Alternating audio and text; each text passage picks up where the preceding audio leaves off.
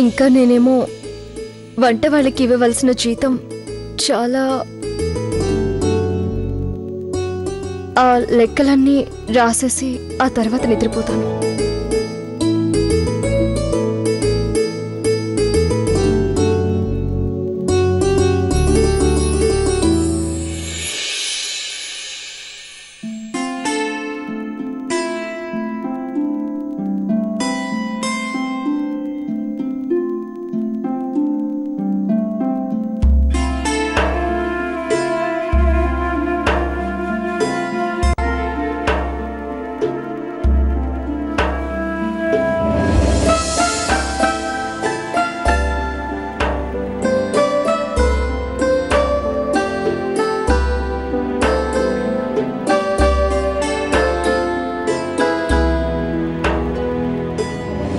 శుక్రియా రుకయ్య బేగం, చాలా చాలా పనిచేశారు.